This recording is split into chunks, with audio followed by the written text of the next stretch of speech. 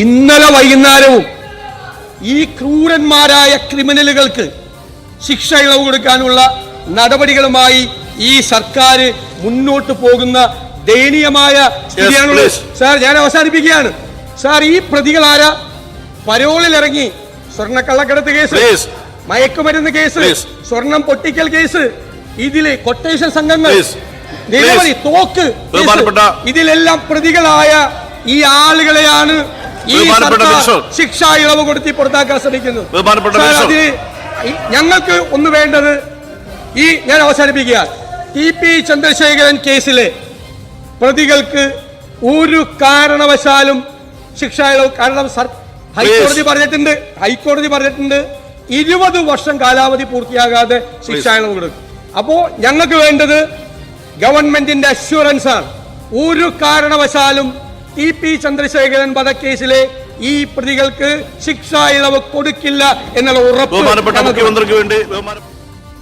ഇങ്ങനെ ഒരു ശിക്ഷാ ഇളവ് സർക്കാർ TP കേസിലെ കുറ്റവാളികളുടെ ശിക്ഷ ഇളവ് ചെയ്യാനുള്ള നീക്കം നടത്തിയത് കണ്ണൂർ ജയിലിലെ 3 ഉദ്യോഗസ്ഥർ.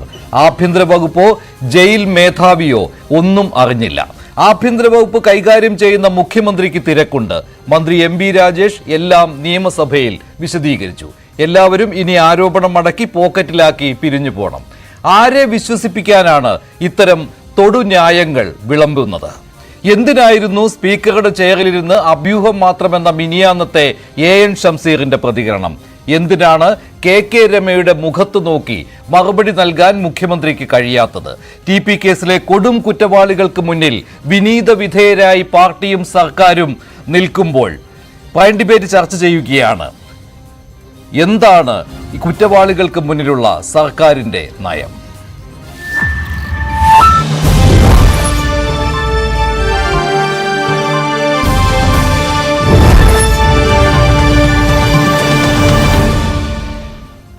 CPM-നെ പ്രതിനിധീകരിച്ച് അഡ്വക്കേറ്റ് K അനിൽകുമാർ, കോൺഗ്രസിനെ പ്രതിനിധീകരിച്ച് Shri Jinto John, retired police ഉദ്യോഗസ്ഥൻ ശ്രീ ജോർജ് ജോസഫ് എന്നിവരാണ് ചേരുന്നത്. ശ്രീമതി KK രമയും 7:30 ഈ ചർച്ചയിൽ പങ്കാളിയാകും. ആദ്യം ശ്രീ K അനിൽകുമാർ, ഇതിപ്പോൾ പൊതുവെ തോന്നുന്നത് ഈ 3 ജയിൽ ഉദ്യോഗസ്ഥരുടെ, അതിൽ ജയിൽ സൂപ്രണ്ടിന്റെ ചാർജ് വഹിക്കുന്ന അസിസ്റ്റന്റ് സൂപ്രണ്ട് ഉൾപ്പെടുന്നുണ്ട്, പിന്നെ 2 ജയിൽ ഉദ്യോഗസ്ഥർ, ഇവർക്കാണ് കുറ്റം വന്നിരിക്കുന്നത്. ഇവരുടെ ഒരു ശ്രദ്ധക്കുറവാണ് ഇങ്ങനെ സംഭവിച്ചത്. TP കേസിലെ കുറ്റവാളികളുടെ പേര് അത് 3 അല്ല, നേരത്തെ അങ്ങനെയായിരുന്നു റിപ്പോർട്ട് ചെയ്തത്. 4 പേർ അതിലിടം പിടിച്ചിട്ടുണ്ട്. ഈ ശിക്ഷാ ഇളവിലുള്ള പട്ടിക തയ്യാറാക്കുന്ന സമയത്ത് അവരുടെ പോലീസ് റിപ്പോർട്ട് ചോദിച്ച ആ സമയത്ത്. പക്ഷേ ഇത് ഈ ജയിൽ ഉദ്യോഗസ്ഥരുടെ മാത്രം ഒരു കുഴപ്പമാണെന്ന് എങ്ങനെ പറയുവാൻ കഴിയും? അത്രമാത്രം എന്ത് സ്വാധീനം ചെലുത്തുവാൻ ഈ ജയിൽ ഉദ്യോഗസ്ഥർക്ക് മേൽ ഇവർക്ക് കഴിയുന്നു? സ്വന്തം നിലയ്ക്ക് തീരുമാനമെടുക്കാൻ ജയിൽ ഉദ്യോഗസ്ഥർക്ക് കഴിയുന്നു. അത് മാത്രമല്ല, അതിന് തൊട്ട് മുൻപ് ആഭ്യന്തര വകുപ്പിന് വേണ്ടി ആഭ്യന്തര സെക്രട്ടറി തന്നെ ഇക്കാര്യം പറഞ്ഞിട്ടുള്ളതാണ്. ഈ ലിസ്റ്റിൽ അപാകതയുണ്ട്, അതുകൊണ്ട് പുതിയ ലിസ്റ്റ് നൽകണമെന്ന്. അതിനുശേഷവും എങ്ങനെ ഈ കാര്യങ്ങൾ നടന്നു ശ്രീ അനിൽകുമാർ? അപ്പോൾ അത് പറയുമ്പോൾ അത് വിശ്വാസത്തിലെടുക്കാൻ കുറച്ച് ബുദ്ധിമുട്ട് വരുന്നുണ്ട്. അതുകൊണ്ടാണ്.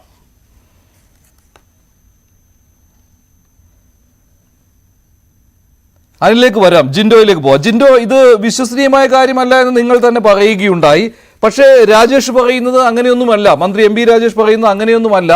കാര്യങ്ങൾ വ്യക്തമാണ്. സർക്കാരിന്റെ ഒരു തരത്തിലുള്ള ഇടപെടലും ഇവിടെ വന്നിട്ടില്ല. ഉദ്യോഗസ്ഥർക്ക് മാത്രമാണ് തെറ്റ് പറ്റിയിട്ടുള്ളത് എന്ന്. എന്താണ് പ്രതികരണം?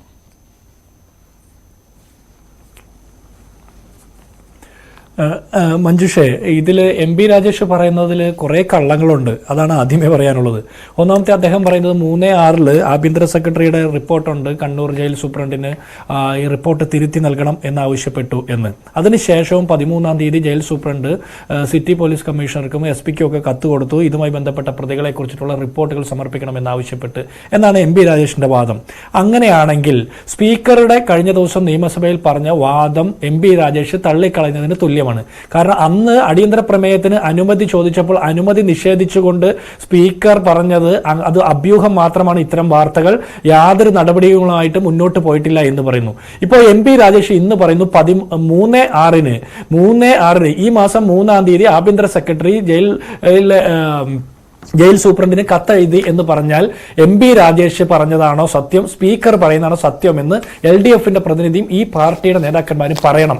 ഒന്നുകിൽ സ്പീക്കർ അന്ന് കള്ളം പറഞ്ഞു, ആ കൊലയാളികൾക്ക് വേണ്ടി ലൗഡ് സ്പീക്കറായിട്ട് വർക്ക് ചെയ്തു, അല്ലെങ്കിൽ MP രാജേഷ് ഇന്ന് പറയുന്നത് കള്ളം. ഏതെങ്കിലും ഒരെണ്ണം കള്ളമാണെന്നുള്ള കാര്യത്തിൽ ഒരു തർക്കവും വേണ്ട. രണ്ടാമത്തത്, MP രാജേഷ് ഇന്ന് പറഞ്ഞത് പ്രതിപക്ഷത്തിന് വേണ്ടിയിട്ടാണ് ഈ ജയിൽ ഉദ്യോഗസ്ഥരൊക്കെ പ്രവർത്തിക്കുന്നതെന്നാ. അതിന്റെ അർത്ഥം എന്താ? അതിന്റെ അർത്ഥം പണ്ട് സ്പ്രിംഗ്ലർ ഡാറ്റയുമായി ബന്ധപ്പെട്ട കച്ചവടം നടന്നപ്പോഴും ലൈഫ് മിഷൻ കോഴ കേസുമായി ബന്ധപ്പെട്ട് മുഖ്യമന്ത്രിയുടെ പ്രിൻസിപ്പൽ സെക്രട്ടറി 100 ദിവസം ജയിലിൽ കിടന്നപ്പോഴും ഒക്കെ ഇവരെടുത്ത അതേ നിലപാട് തന്നെയാണ്. അതായത് ഉദ്യോഗസ്ഥരാണ് ഇതിനൊക്കെ ഉത്തരവാദികൾ, ഈ സർക്കാരിന് നയപരമായിട്ട് സർക്കാരിനോ മന്ത്രിമാർക്കോ ഉത്തരവാദിത്തം ഇല്ല എന്ന് പറയുന്നു. ഞാൻ ചോദിക്കുന്നത്, പ്രതിപക്ഷത്തിന് വേണ്ടിയിട്ടാണ് ജയിൽ വകുപ്പിലെ ഉദ്യോഗസ്ഥന്മാർ ഈ പണിയൊക്കെ നടത്തിയെങ്കിൽ പ്രതിപക്ഷത്തിന് വേണ്ടിയിട്ടല്ല TP ചന്ദ്രശേഖരനെ കൊന്നുകളഞ്ഞത്. പ്രതിപക്ഷം ഒരു കാലത്തും TP ചന്ദ്രശേഖരനെ കൊന്നുകളഞ്ഞ കൊടും കുറ്റവാളികൾക്ക് വേണ്ടിയിട്ട് ആനുകൂല്യങ്ങളും സൗകര്യങ്ങളും ഒരുക്കാൻ വേണ്ടിയിട്ട് ഒരിക്കൽ പോലും സംസാരിച്ചിട്ടില്ല. അവർക്ക് വേണ്ടിയിട്ട് ഒരു വാക്ക് പോലും അനക്കിയിട്ടില്ല.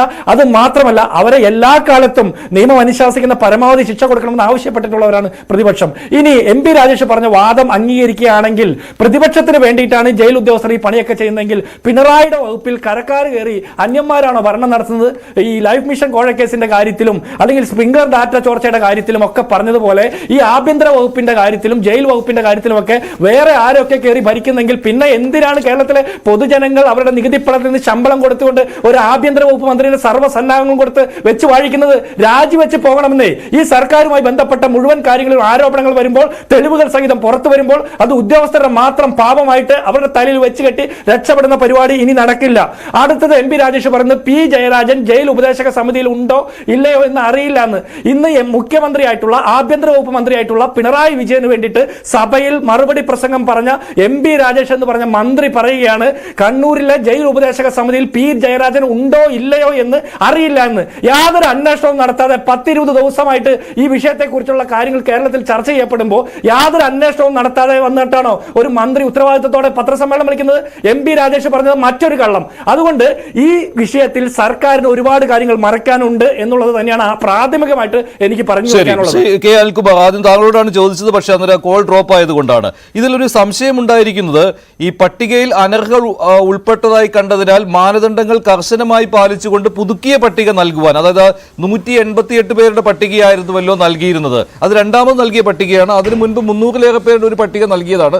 അത് 368 പേരുടെ പട്ടിക നൽകിയതാണ് 30/1/2024. അത് മടക്കിയത് കൊണ്ടാണ് പിന്നെ 188 പേരുടെ പട്ടിക നൽകിയത്. ഇതിലെല്ലാം ഈ TP കേസിലെ പ്രതികൾ ഉൾപ്പെട്ടിട്ടുണ്ടെന്നാണ് വിവരം. ഈ 188 പേരുടെ പട്ടിക മടക്കിക്കൊണ്ട് ആഭ്യന്തര അഡീഷണൽ ചീഫ് സെക്രട്ടറി 3/6/2024 ജയിൽ വകുപ്പ് മേധാവിക്ക് നിർദ്ദേശം നൽകിയതാണ് എന്ന് മന്ത്രി MP രാജേഷ് ഇന്ന് നിയമസഭയിൽ പറയുകയുണ്ടായി. പക്ഷേ അങ്ങനെ നിർദ്ദേശം നൽകിയതിന്റെ കോപ്പിയോ അങ്ങനെയൊന്നും അദ്ദേഹം നൽകിയിട്ടില്ല. താങ്കളുടെ കയ്യിൽ ഉണ്ടെങ്കിൽ പറയുക, മാധ്യമങ്ങൾക്ക് നൽകിയിട്ടില്ല. അപ്പോൾ അങ്ങനെ ഒരു നിർദ്ദേശം നൽകിയതിനു ശേഷവും എങ്ങനെയാണ് പിന്നീട് വീണ്ടും ഈ നടപടിക്രമങ്ങൾ തുടർന്നു പോയത്? ഇന്നലെയും ഇതേക്കുറിച്ചുള്ള പോലീസ് വെരിഫിക്കേഷൻ നടന്നിരുന്നു. ഈ ട്രൗസർ മനോജ് എന്ന മനോജനെ കുറിച്ചുള്ള വിവരങ്ങൾ തേടിയിരുന്നു. ഇങ്ങനെ 3/6/2024 ജയിൽ വകുപ്പ് മേധാവിക്ക് നിർദ്ദേശം നൽകിയതാണെങ്കിൽ 13/6/2024 എങ്ങനെയാണ് സിറ്റി പോലീസ് കമ്മീഷണർക്ക് central prison and correction home Kannur, അതായത് കണ്ണൂർ സെൻട്രൽ ജയിലിൽ നിന്ന് സൂപ്രണ്ടിന് ഇങ്ങനെ ഒരു കത്ത് നൽകുവാൻ കഴിയുക? അത് മാത്രമല്ല, ഇതേ സൂപ്രണ്ടല്ല, അദ്ദേഹം അസിസ്റ്റന്റ് സൂപ്രണ്ടാണ്, അദ്ദേഹം ചുമതല നിർവഹിക്കുകയാണ് 1-ാം തീയതി മുതൽ. അദ്ദേഹം ഒരു വിശദീകരണം നൽകിയിട്ടുണ്ടായിരുന്നു ഈ മാധ്യമ വാർത്തകൾ പുറത്തു വന്നതിന് ശേഷം 22/6/2024. അതിലൊന്നും ഇത്തരത്തിലുള്ള ഒരു റെഫറൻസ് നൽകിയതായിട്ട് കാണുന്നുമില്ല ഈ 3/6/2024. അപ്പോൾ എന്തൊക്കെയോ കാര്യങ്ങളുണ്ട്, മിസ്സിംഗ് ഉണ്ട്. താങ്കൾ ഒന്ന് വിശദീകരിച്ചാലും.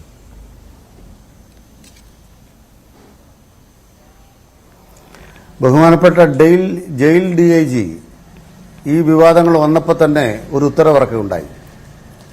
ആ ഉത്തരവിൽ ജയിലിന്റെ DGP അദ്ദേഹം പറയുന്ന പ്രധാനപ്പെട്ട കാര്യം, ഈ വിഷയം ഉന്നത ഉദ്യോഗസ്ഥർ എന്ന നിലയ്ക്ക് സംസ്ഥാന ജയിൽ മേധാവിയുടെ ചുമതലയിൽ വന്നപ്പോൾ, അറിവിൽ വന്നപ്പോൾ തന്നെ ഈ പ്രതികളുടെയും ഈ കേസിന്റെയും കാര്യത്തിൽ ഒരു നീക്കവും നടത്തേണ്ടതില്ല എന്ന കാര്യത്തിൽ വ്യക്തത വരുത്തിക്കൊണ്ട് അദ്ദേഹം ഒരു ഉത്തരവിറക്കുകയുണ്ടായി. ആ ഉത്തരവ് നമ്മുടെ മുമ്പിൽ ലഭ്യമാണ്. ആ ഉത്തരവ് വന്ന ശേഷം ഏതെങ്കിലും പോലീസ് ഉദ്യോഗസ്ഥൻ ഇവിടുത്തെ MLA ശ്രീ KK രമയെ ചെന്ന് കാണുന്നുണ്ടെങ്കിൽ അത് ഭരണപരമായ ഒരു നടപടിയുടെ ലംഘനമാണ് സംസ്ഥാന തലത്തിൽ ഒരു പോലീസ് DGP വ്യക്തമാക്കിയതിനു ശേഷവും അത് മുന്നോട്ട് കൊണ്ടുപോകാൻ ആരെങ്കിലും ശ്രമിച്ചിട്ടുണ്ടെങ്കിൽ അതിലൊക്കെ പിന്നീട് ചില താല്പര്യങ്ങളുണ്ട് എന്ന് തന്നെയാണ് ഞങ്ങൾ കാണുന്നത്. ഇവിടെ ഒരു കാര്യം വ്യക്തത വരുത്താൻ ആഗ്രഹിക്കുന്നു. TP ചന്ദ്രശേഖരൻ കേസെന്നല്ല, കേരളത്തിലെ ഒരു ക്രിമിനൽ കേസിലെയും ഒരു പ്രതിയെയും ഈ സർക്കാരിന്റെ കാലത്ത് നിയമവിരുദ്ധമായി റിമിഷൻ കൊടുത്തിട്ടില്ല. ആദ്യമായിട്ടല്ല ശിക്ഷാ ഇളവെന്ന് പറയുന്നൊരു കാര്യം നമ്മുടെ രാജ്യത്ത് നടക്കുന്നത്. ബഹുമാനപ്പെട്ട ഉമ്മൻചാണ്ടി മുഖ്യമന്ത്രിയായിരിക്കെ 2014 2300 പേർക്കാണ് റിമിഷൻ കൊടുക്കുന്നതിന് അന്നത്തെ ആഭ്യന്തര വകുപ്പിന് മുമ്പാകെ ശുപാർശ വന്നത്. അപ്പോൾ എന്താണ് ഈ കേസിലെ ഇത്തരം കാര്യങ്ങളിലെ നടപടിക്രമം എന്നുള്ളത് മനസ്സിലാക്കാതെ TP ചന്ദ്രശേഖരൻ കേട്ടാൽ ഉടൻ തന്നെ നേരം പുലരുവോളം നല്ല നിലാവുണ്ടെങ്കിൽ മോട്ടിക്കാമെന്ന് കരുതുന്ന കള്ളന്റെ മാനസികാവസ്ഥയോടുകൂടി കേരളത്തിലെ പ്രതിപക്ഷം മാധ്യമബന്ധനോടുകൂടി CPM-നും LDF-നും എതിരായിട്ട് ഇങ്ങനെ കള്ളങ്ങൾ ചമച്ചുകൊണ്ടിരിക്കുകയാണ്. ഇപ്പോൾ ഇവിടെ 2-3 ഉദ്യോഗസ്ഥന്മാർ സസ്പെൻഷനിലായിട്ടുണ്ട്. പ്രതിപക്ഷ ഉദ്യോഗസ്ഥന്മാരുടെ കൂടിയാണോ? അല്ല. ആ ഉദ്യോഗസ്ഥന്മാരുടെ ഭാഗത്ത് തെറ്റുപറ്റിയതായിട്ട് പ്രതിപക്ഷത്തിന് അഭിപ്രായമുണ്ടോ? ഒട്ടുമില്ല. പിന്നെ ആർക്കാ എല്ലാ തെറ്റും പറ്റുന്നത്? എല്ലാ തെറ്റും ആഭ്യന്തരകാര്യമന്ത്രിക്കാണ് പറ്റുന്നത്. അത് തീരെ മനസ്സിലായില്ല. രണ്ടാമത് ഇവിടെ ഒരു ചർച്ചയിൽ അദ്ദേഹം പറഞ്ഞു, നമ്മുടെ കണ്ണൂരിൽ P. ജയരാജൻ കണ്ണൂർ ജില്ലാ ഉപദേശക സമിതിയിൽ ഉണ്ടോ ഇല്ലയോ എന്നുള്ള തർക്കത്തിന്റെ പ്രസക്തി എന്താ? ജയിൽ ഉപദേശക സമിതി കൂടിയിട്ടുണ്ടോ? ഒരു തടവ് പുള്ളിയുടെ റെമിഷനെ സംബന്ധിച്ച് ആദ്യം തീരുമാനമെടുക്കേണ്ട സമിതി എന്ന് പറയുന്നത് ജയിൽ DGP അധ്യക്ഷനും ജില്ലാ സെഷൻസ് ജഡ്ജിയും ജില്ലാ കലക്ടറും അടങ്ങുന്ന ഉദ്യോഗസ്ഥന്മാരും 3 അനുദ്യോഗസ്ഥന്മാരും അടങ്ങുന്ന ജില്ലാ ജയിൽ ഉപദേശക സമിതിയാണ്. TP ചന്ദ്രശേഖരൻ കേസ് കൈകാര്യം ചെയ്യുന്ന ഒരു ജില്ലാ ജയിൽ ഉപദേശക സമിതി കൂടുകയോ കേരളത്തിലെ ഏതെങ്കിലും ഒരു ഉദ്യോഗസ്ഥൻ, ഈ ഇപ്പൊ സസ്പെൻഡ് ചെയ്യപ്പെട്ട ഉദ്യോഗസ്ഥന്മാരടക്കം ആരെങ്കിലും ഒരാൾ ഇവർക്ക് ശിക്ഷ ഇളവിന് അർഹതയുണ്ട് എന്ന പറഞ്ഞ ഒരു റിപ്പോർട്ടും ആർക്കും കൊടുക്കുകയോ ചെയ്തിട്ടില്ല. ആകെ നടന്ന കാര്യം എന്താണ്? ജയിൽ ഉപദേശക സമിതി പരിശോധിക്കേണ്ട ഒരു പട്ടികയിൽ ഈ പ്രതികളുടെ പേര് ഉൾപ്പെട്ടു. അതുപ്രകാരം ആ പട്ടിക ഉൾപ്പെട്ട എല്ലാ പ്രതികളുടെയും ജയിൽ ചട്ടങ്ങളുടെ 415 വകുപ്പ് പ്രകാരം എല്ലാ പ്രതികളുടെയും വിവിധങ്ങളായ വിവരങ്ങൾ ജയിൽ സൂപ്രണ്ട് ഹാജരാക്കണം. സംസ്ഥാന സർക്കാരിന്റെ അഭിപ്രായം അങ്ങനെ തയ്യാറാക്കിയ പട്ടികയിൽ പോലും TP കേസിലെ പ്രതികളുടെ പേര് ഉൾക്കൊള്ളേണ്ടതില്ല. 2022 കേരള സർക്കാർ പുറപ്പെടുവിച്ച ഉത്തരവിലെ മാനദണ്ഡ പ്രകാരം ഈ പേരുകൾ ഉൾപ്പെടുത്താനാവില്ല. പക്ഷേ ജയിൽ സൂപ്രണ്ട് തെറ്റായി ഉത്തരവുണ്ട് ഒരു ലിസ്റ്റ് ഉണ്ടാക്കി. ആ ലിസ്റ്റ് പ്രകാരം അദ്ദേഹം ചെയ്യുന്നത് ജില്ലാ പ്രൊബേഷൻ ഓഫീസറോട് റിപ്പോർട്ട് ചോദിച്ചു. അതുപോലെ തന്നെ ജില്ലാ സൂപ്രണ്ടിനോട് റിപ്പോർട്ട് ചോദിക്കുന്നു. ജയിൽ സൂപ്രണ്ട് തന്നെ ജയിലിലെ പെരുമാറ്റം സംബന്ധിച്ച് റിപ്പോർട്ട് കൊടുക്കണം. അതുപോലെ അപ്പീലിന്റെ വിവരങ്ങൾ റിപ്പോർട്ട് കൊടുക്കണം. പോലീസ് റിപ്പോർട്ട് വേണം. ഇതിനെല്ലാം അദ്ദേഹം ആവശ്യപ്പെടുന്നുണ്ട്. ഇതെല്ലാ പ്രതികളുടെ ആവശ്യപ്പെട്ടിട്ടുണ്ട്, ഈ കേസിലെ പ്രതികളുടെ മാത്രമല്ല. സർക്കാരിന്റെ അഭിപ്രായം TP കേസിലെ ഒരു പ്രതിയുടെയും ആവശ്യപ്പെടേണ്ടതേ ഇല്ല. പക്ഷെ എന്നിട്ടും അദ്ദേഹം ആവശ്യപ്പെട്ടു.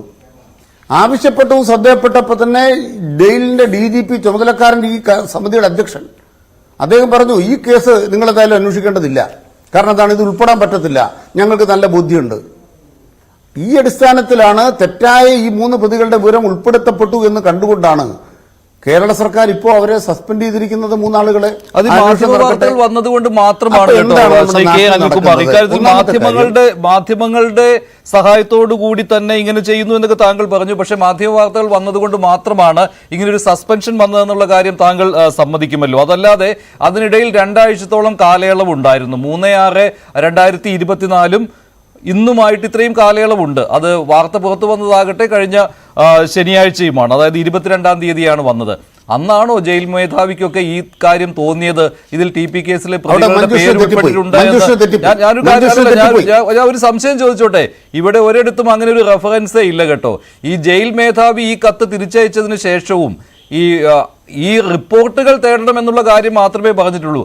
അല്ലെങ്കിൽ ഏതെങ്കിലും ഒരു സൂപ്രണ്ട് ഈ പേരുകൾ അതേ പേരുകൾ തന്നെ ഉൾപ്പെടുത്തിക്കൊണ്ട് അല്ലെങ്കിൽ അതേ പേരുകാരുടെ വിവരങ്ങൾ തേടണമെന്ന് പറഞ്ഞുകൊണ്ട് പോലീസ് സ്റ്റേഷനിലേക്ക് റിപ്പോർട്ട് ആവശ്യപ്പെടുമോ, SP-ക്ക് റിപ്പോർട്ട് ആവശ്യപ്പെടുമോ, ബന്ധപ്പെട്ട സ്റ്റേഷനുകളിൽ നിന്ന് റിപ്പോർട്ട് വേണമെന്ന് ആരെങ്കിലും അങ്ങനെ ഒരു മണ്ടത്തരം കാണിക്കുമോ? താങ്കൾ തന്നെ കഴിഞ്ഞ ദിവസം ഒരു ചർച്ചയിൽ പറയുന്നത് ഞാൻ കേട്ടിരുന്നു, സൂപ്രണ്ടിനൊന്നും ഇതിലൊരു തെറ്റും പറ്റിയിട്ടില്ല, സൂപ്രണ്ടിന് ഈ ഇൻമേറ്റ്സിന്റെ വിവരങ്ങൾ പൂർണ്ണമായിട്ടും അറിയണമെന്നില്ല എന്ന്.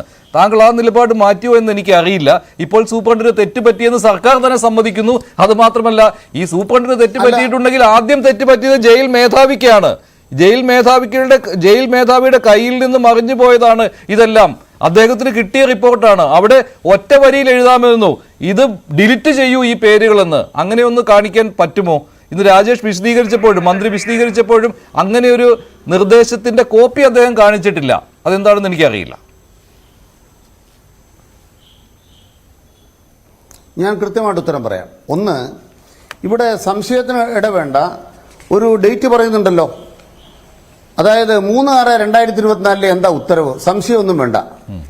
ആ ഉത്തരവിൽ കൃത്യമായിട്ട് പറയുന്നത് ഈ റെമിഷനുമായി ബന്ധപ്പെട്ട ഏതെങ്കിലും പേരുകൾ നിങ്ങൾ നിർദ്ദേശിക്കുമ്പോൾ 30/6/2024 പുറത്തു പോകുന്ന ഒരു പ്രതിയുടെയും ഒരു കുറ്റവാളിയുടെയും പേര് അതിൽ ഉൾപ്പെടുത്തേണ്ടതില്ല. അത് ഒഴിവാക്കിക്കൊണ്ട് ശരിയായ റിപ്പോർട്ട് 2022 ഉത്തരവ് പ്രകാരം സമർപ്പിക്കാനാണ് 3/6/2024 ഉത്തരവ്. ഇതിന്റെ അടിസ്ഥാനത്തിൽ ഒരു ലിസ്റ്റ് തയ്യാറാക്കുകയോ ആ ലിസ്റ്റ് ജയിൽ DGPക്ക് അയച്ചു കൊടുക്കുകയോ ചെയ്തിട്ടില്ല. എവിടെയാണ് TP ചന്ദ്രശേഖരൻ മർഡർ കേസിൽ പെട്ട ആളുകൾ? അല്ല, അതിലെവിടെയാണ് TP ചന്ദ്രശേഖരൻ മർഡർ കേസിൽ ഉൾപ്പെട്ട ആളുകൾ? SC 867/2012 of honourable additional district and sessions Marad cases. ഇതിനകത്തെ പ്രതികളുടെ പേര് അതിനകത്ത് ഉൾപ്പെട്ടുകൂടാ എന്നുള്ള കാര്യം ജയിൽ മേധാവി അതിൽ പറഞ്ഞിട്ടുണ്ടോ ഇല്ലയോ എനിക്കറിയാൻ മേലാത്തതുകൊണ്ടാണ്. പറഞ്ഞിട്ടുണ്ടെങ്കിൽ ഓക്കെ, അതിന്റെ ആ നിർദ്ദേശം ഈ സൂപ്രണ്ടുമാർ മറികടക്കുകയായിരുന്നു ചെയ്തതെന്ന് പറയാം. അങ്ങനെ പറഞ്ഞിട്ടുണ്ടോ? ഈ 30/6/2024 വരെ പോകുന്ന ആളുകളെ ഉൾപ്പെടുത്തരുത് എന്നല്ലേ ഉള്ളൂ. അതായത് ഈ ജൂൺ 30 വരെ പോകുന്ന ആളുകളെ പിന്നീട് ഒരു ഇളവിന് വേണ്ടി അതിനകത്ത് ഉൾപ്പെടുത്തേണ്ട ആവശ്യമില്ല എന്നല്ലേ ഉള്ളൂ. ഞാൻ അങ്ങനെയാണ് മനസ്സിലാക്കിയത് കേട്ടോ.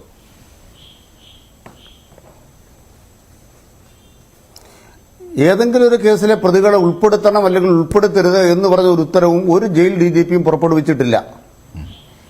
ഇവരെ ഉൾപ്പെടുത്തണമെന്നും റിപ്പോർട്ടില്ല, ഉൾപ്പെടുത്തരുതെന്നും റിപ്പോർട്ടില്ല. ജയിൽ DGP പറഞ്ഞ കാര്യം എന്താണ്? മുമ്പ് തന്നെ ഇവിടെ ഒരു പട്ടിക ഉണ്ടല്ലോ. ആ പട്ടികയിൽ കുറവുകളുണ്ട്. അതുകൊണ്ട് എന്ത് വേണം? ആ കുറവുകൾ പരിഹരിക്കണം. 30/6/2024 പുറത്തു പോകുന്നവരെ ഉൾപ്പെടുത്താതെ നിങ്ങൾ കൃത്യമായിട്ട് പരിശോധന നടത്തി 2022 ഉത്തരവിന്റെ അടിസ്ഥാനത്തിൽ പട്ടിക ഉണ്ടാക്കുക. ഈ പട്ടിക നേരെ അദ്ദേഹത്തിനല്ല പോകുന്നത് കേട്ടോ, അത് മനസ്സിലാക്കണം. ഈ പട്ടിക എന്ന് പറയുന്നത് ബന്ധപ്പെട്ട റിപ്പോർട്ടുകൾ ശേഖരിക്കലാണ് അടുത്ത നടപടിക്രമം. നിങ്ങൾ ജയിൽ ചട്ടങ്ങളുടെ 415 മഞ്ജുഷു ഒന്ന് വായിക്കാമെങ്കിൽ അതിന്റെ 12 അപ്പീൽ വിവരം ചോദിച്ചിട്ടുണ്ട്. അപ്പീൽ വിവരം എവിടുന്ന് കിട്ടും? ഹൈക്കോടതിയുടെ വിധിയുടെ പകർപ്പെടുക്കണം. എല്ലാ കേസിലും വിധിയുടെ പകർപ്പ് ജില്ലാ ജയിലിലില്ല, അല്ലെങ്കിൽ ആ വിചാരണ നടത്തുന്ന അല്ലെങ്കിൽ അതിന്റെ തീരുമാനമെടുക്കുന്ന കോടതിയിലാണ് കിടക്കുന്നത്. അത് സർട്ടിഫൈഡ് കോപ്പി എടുത്ത് ഹാജരാക്കിയത് പരിശോധിക്കേണ്ടത് ഈ ഉപദേശക സമിതിയുടെ മുമ്പിലാണ്. ശരി, പോലീസ് റിപ്പോർട്ട് ലഭ്യമാക്കണം. ശരി, ഉപദേശക സമിതിയിലേക്ക് കാര്യങ്ങൾ പോയിട്ടില്ല. ശരി, താങ്കൾ പറഞ്ഞത് ശരിയാണ്. പക്ഷേ എന്റെ സംശയം ഇപ്പോൾ മാറി. അല്ല, എന്റെ സംശയം ഇപ്പോൾ മാറി. ജയിൽ മേധാവിക്ക് ആഭ്യന്തര സെക്രട്ടറി നിർദ്ദേശം നൽകിയെന്ന് 3/6/2024 ആ നിർദ്ദേശം വെച്ചുകൊണ്ട് മന്ത്രി MP രാജേഷ് പറഞ്ഞപ്പോൾ അദ്ദേഹം അതിനകത്തൊരു കൂട്ടിച്ചേർക്കൽ നടത്തിയിരുന്നു. പ്രത്യേക ഇളവ് നൽകരുതെന്ന് ഹൈക്കോടതി ഉത്തരവിട്ടവർക്ക് ഇളവിന് അർഹതയില്ല. ഇക്കാര്യം പക്ഷേ ഇതിൽ ജയിൽ മേധാവി ആഭ്യന്തര സെക്രട്ടറി ജയിൽ മേധാവിക്ക് നൽകിയ നിർദ്ദേശത്തിൽ പറയുന്നില്ല. താങ്കൾ പറഞ്ഞത് ശരിയാണ്. അനർഹ ഉൾപ്പെട്ടതിനാൽ പുതിയ പട്ടിക നൽകാൻ 3/6/2024 ആഭ്യന്തര സെക്രട്ടറി ജയിൽ മേധാവിക്ക് നിർദ്ദേശം നൽകി. ആ അനർഹ എന്ന് പറയുന്നത് 30/6/2024 വരെ ഇളവ് കിട്ടുന്ന ആളുകളുടെ കാര്യമാണ്. അപ്പോൾ ഒരിടത്തും TP കേസിലെ പ്രതികളെ അതിൽ ഉൾപ്പെടുത്തരുത് എന്ന് ആരും പറഞ്ഞിട്ടില്ല. ഇവരെല്ലാം ഈ പട്ടിക നേരത്തെയും കണ്ടതാണ്. അത് 385 പേരുടെ പട്ടിക നൽകിയപ്പോഴും TP കേസിലെ പ്രതികൾ അതിലുണ്ടായിരുന്നു. 188 പേരുടെ പട്ടിക നൽകിയപ്പോഴും ഉണ്ടായിരുന്നു. ഏറ്റവും ഒടുവിൽ 13/6 ഇവരുടെ പോലീസ് റിപ്പോർട്ടുകൾ ആവശ്യപ്പെട്ടുകൊണ്ട് കണ്ണൂർ ജയിലിൽ നിന്ന് ഈ ഒരു കത്ത് കോഴിക്കോട് SPക്ക് പോവുകയും ചെയ്തിട്ടുണ്ട് ശ്രീ അനിൽകുമാർ. അതല്ലാതെ ഈ ഉദ്യോഗസ്ഥരിൽ മാത്രം ഈ കുറ്റം ആരോപിച്ചാൽ ഉദ്യോഗസ്ഥരുടെ മുകളിൽ ജയിൽ ഉദ്യോഗസ്ഥരുടെ മുകളിൽ ചില ആളുകളുണ്ട്, അവരും അറിഞ്ഞിട്ടുണ്ട്. ഇതൊക്കെ മാധ്യമ വാർത്തകൾ കണ്ട് മാത്രമാണ് ഇപ്പോൾ ഈ നടപടി വന്നത്. അല്ലല്ല, അത് മഞ്ജുഷിന്റെ വാദമാണ്. ആ വാദം തെറ്റാന്ന് ഞാൻ ഒരു കാര്യത്തിൽ ഉറപ്പിച്ച് പറയാം. നിങ്ങൾ 2022 ഉത്തരവിലോ ഈ 3/6 ഉത്തരവിലോ ഏതെങ്കിലും ഒരു കേസിലെ പ്രതികളെ ഉൾപ്പെടുത്തണമെന്നോ പറയത്തില്ല. അതിന് കാരണം എന്താണ്? മുകളിലിരിക്കുന്ന ഉദ്യോഗസ്ഥന്മാർ ഏതെങ്കിലും കേസിനെ കുറിച്ചല്ല സംസാരിക്കുന്നത്. രണ്ടാമത്തെ പ്രധാനപ്പെട്ട പ്രക്രിയ, ഞങ്ങളുടെ വാദം ഇത് ജയിൽ ഉപദേശക സമിതിയുടെ അധികാരപരിധിപ്പെട്ട കാര്യമാണ്. ജയിൽ ഉപദേശക സമിതി ശുപാർശ ചെയ്തെങ്കിൽ മാത്രമേ ആഭ്യന്തര സെക്രട്ടറി മുഖാന്തരം സർക്കാരിലേക്ക് വരൂ. അങ്ങനെ സർക്കാരിലേക്ക് വരാത്തൊരു കാര്യത്തിന് ഞങ്ങൾക്കെന്ത് പങ്ക്? ഇനി ഇവിടെ ഹൈക്കോടതി വിധിയുമായി ബന്ധപ്പെട്ട് ബഹുമാനപ്പെട്ട MP രാജേഷ് പറയുന്ന പോയിന്റ് എന്താണ്? ഹൈക്കോടതി വിധി എന്ന് പറയുന്നത് ആദ്യ രേഖയുള്ളപ്പോൾ, ആദ്യത്തെ ലിസ്റ്റ് ഉള്ളപ്പോൾ ഇല്ല. ഹൈക്കോടതി വിധി വന്നിട്ട് ഇപ്പോൾ 2 മാസമായി കാണും. ഈ 2 മാസത്തിനിടയ്ക്ക് ഈ കേസുമായി ബന്ധപ്പെട്ടൊരു വ്യക്തതയുണ്ട്. ആ വ്യക്തത എന്താണ്? ആ വ്യക്തത ഈ പ്രതികൾക്ക് 20 കൊല്ലത്തേക്ക് ഒരവകാശമില്ല. അത് സത്യമായ കാര്യമാണ്. അതെന്തുകൊണ്ട് ജയിൽ DGP പറയേണ്ട കാര്യമില്ല? കാരണം എന്താണ്? അതവിടെ കിടക്കുന്നു. അത് എപ്പോൾ തീരുമാനിക്കപ്പെടും? ഈ ഉത്തരവിന്റെ അടിസ്ഥാനത്തിൽ ജയിൽ ഉപദേശക സമിതിയുടെ മുമ്പിൽ അപ്പീൽ വിവരങ്ങൾ 415-ന്റെ 12ാം ഉപവകുപ്പ് പ്രകാരം അപ്പീലിന്റെ വിവരം ഹാജരാക്കുമ്പോൾ ഈ TP കേസിലെ ഹൈക്കോടതി വിധി എവിടെ കിടക്കും? അവധി കിടക്കുമ്പോൾ ജയിൽ ഉപദേശക സമിതിയിലെ ജില്ലാ ജഡ്ജിക്കും അവിടുത്തെ ജയിൽ DGPക്കും അവിടുത്തെ കളക്ടർക്കും നിയമം അറിയാവുന്നവർക്ക് നന്നായിട്ട് മനസ്സിലാവില്ലേ? അങ്ങനെയാകുമ്പോൾ പി ജയരാജനല്ല ഏത് ദേവേന്ദ്രൻ വിചാരിച്ചാലും നടക്കില്ല. അങ്ങനെയാകുമ്പോൾ പി ജയരാജനല്ല ഏത് ദേവേന്ദ്രൻ വിചാരിച്ചാലും നടക്കില്ല എന്ന് താങ്കൾ പറയുന്നു. ശരി, ജിൻഡോ, കാര്യങ്ങൾ മനസ്സിലായല്ലോ. സർക്കാരിന് ഒരു തരത്തിലും ഇതിൽ ഇടപെടാൻ കഴിയുകയില്ല, ജയിൽ ഉപദേശക സമിതിക്കും പറ്റില്ല. കാരണം ഹൈക്കോടതി വിധി എന്നുള്ളത് ബൈൻഡിംഗ് ആണ്. അല്ലല്ല, മഞ്ജുഷല്ല ഏത് ദേവേന്ദ്രൻ വിചാരിച്ചാലും CPM-ന് അല്ലെങ്കിൽ കേരള സർക്കാരിന് എന്തെങ്കിലും തെറ്റിക്കാര്യത്തെ പറ്റി എന്ന് പറയാൻ ഒരു വകുപ്പുമില്ല. എന്തായാലും ഈ TP കേസിലെ പ്രതികളെ തൃപ്തിപ്പെടുത്തുവാനുള്ള ഒരു ശ്രമമാണ് നടത്തി നോക്കി. പക്ഷേ അത് ഈ മാധ്യമ വാർത്ത വന്നതോടുകൂടി ഈ ഘട്ടത്തിലെ പൊളിഞ്ഞടുങ്ങി. ശരി, ശ്രീ ജിൻഡോ, കാര്യങ്ങൾ മനസ്സിലായല്ലോ. HC ഓർഡർ, ഹൈക്കോടതിയുടെ ഓർഡർ ഉണ്ട്, അത് ബൈൻഡിംഗ് ആണ്. ശരി ജിൻഡോ, ശരി, ശരി, ആയിക്കോട്ടെ ജിൻഡോ. അതും പച്ചനുണയാണ്. ശരി ജിൻഡോ, പറയട്ടെ. പച്ചനുണയാണ്. ജിൻഡോ, താങ്കൾക്ക് എന്തെങ്കിലും പറയാനുണ്ടോ? എനിക്ക് ജോർജ് ജോസഫിലേക്ക് പോകണം. പച്ചനുണയാണ്. ശരി, പച്ചനുണയാണ്. ശരി ജിൻഡോ. അല്ലല്ല, അതിനൊരു മറുപടി പറയാം. അതിനൊരു മറുപടി ഉണ്ട്. TP കേസിലെ പ്രതികൾക്ക് ഇപ്പൊ തൃപ്തിയാകുന്ന എങ്ങനെയാണ്? സൂപ്രണ്ടിനെ സസ്പെൻഡ് ചെയ്താൽ TP കേസിലെ പ്രതികൾക്ക് തൃപ്തിയാവുമോ? അല്ല, മഞ്ജുഷ പറഞ്ഞിട്ട് നിങ്ങൾ ടിപ്പണി ചേർത്തിട്ട് പോയാൽ അത് തെറ്റാണ്. ഞാൻ ചർച്ച പങ്കെടുത്തു, എന്റെ അഭിപ്രായം പറഞ്ഞു. നിങ്ങൾ ടിപ്പണി പറയുമ്പോൾ അതിന് മറുപടി ഉണ്ട്. എന്താ മറുപടി? ഇവരെ സസ്പെൻഡ് ചെയ്തില്ലേ? അപ്പൊ TP കേസിലെ പ്രതികൾക്ക് എന്ത് ബോധ്യമായി? സർക്കാർ തെറ്റായ ഒരു കാര്യം ചെയ്തില്ല എന്ന് TP കേസിലെ പ്രതികളെ ഈ സസ്പെൻഷൻ ബോധ്യപ്പെടുത്തിയോ? അതാണ് ഞങ്ങൾ തലയുയർത്തി, ഞങ്ങൾ റിപ്പോർട്ട് ചെയ്തുകൊണ്ട് മാത്രമാണ് ഇത് സംഭവിച്ചത്. അതല്ലെങ്കിൽ ഇത് ഇങ്ങനെ തന്നെ പോകും, ഇതിങ്ങനെ തന്നെ അങ്ങ് പോകും. പക്ഷേ വിടാൻ പറ്റില്ല. അത് ഹൈക്കോടതി ഓർഡർ ബൈൻഡിംഗ് ആണ്. ശ്രമിച്ചു നോക്കി, അത്രയേ ഉള്ളൂ. തീരുമാനിക്കുന്നത്. ശരി ജിൻഡോ, അത് ആര് ശ്രമിക്കാത്ത ശ്രമം നടന്നു എന്നൊക്കെ വ്യാജങ്ങൾ എഴുതിയിരിക്കരുത്. അത് തെറ്റാണ്. ഒരു ചർച്ചയ്ക്കകത്ത് ന്യായം വേണം, നീതി വേണം. ഞങ്ങൾ നടത്താത്ത കാര്യം നടത്തി എന്ന് നിങ്ങളൊന്ന് സ്ഥാപിക്കാൻ ശ്രമിച്ചാൽ അത് അവസാന വാക്കല്ല.